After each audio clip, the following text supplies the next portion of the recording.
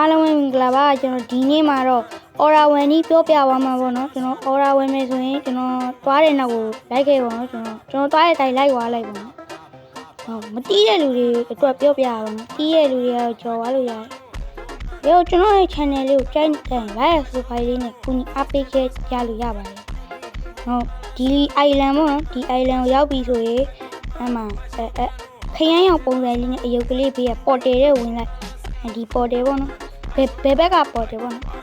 ဟိုရောက်သွားပြီဆိုရင်အမန်ကဲပေါ့ပပကတာနာယူရဲ့နေရာရောက်သွားလိမ့်မယ်ပြီးဒီပေါ်လေးတက်လိုက်မယ်ဆိုရင်မှာ NPC တစ်ကောင်တွေးလိမ့်မယ်အမောစကားပြောလိုက်မယ်ဆို brother တို့မှာ10 million money ရှိရမယ်ပြီးမီမီ Q ဆိုတာလားမီ Q ဆိုတာလားအဲ့ဒါတခုရှိရမယ်ပေါ့နော်ပြီးတော့ aura ရပါပြီတော့အဲ့ဒါလေးမတည့်ရလို့ဆိုလာပြောပြတာပေါ့နော်နောက်တစ်ခုကကြတော့ဗောနော်ပေါ်တယ်ရှိရဲ့လူတွေကဒီလိုသွားလို့ရပါတယ်ပေါ်တယ်လေးကိုဖွင့်ရင်မှ level 1900နဲ့ဗောနော်level 1900နဲ့ဟာလေးကိုနှိပ်လိုက်ပါနှိပ်လိုက်ရင်မှရောက်သွားပါပြီအဲ့လိုလေသွားလို့ရပါတယ်ကျွန်တော်မေ့သွားပါတယ်ဗာမေ့သွားလဲဆိုမီမီ Q ကကြတော့မီမီ base ကြီးရပါ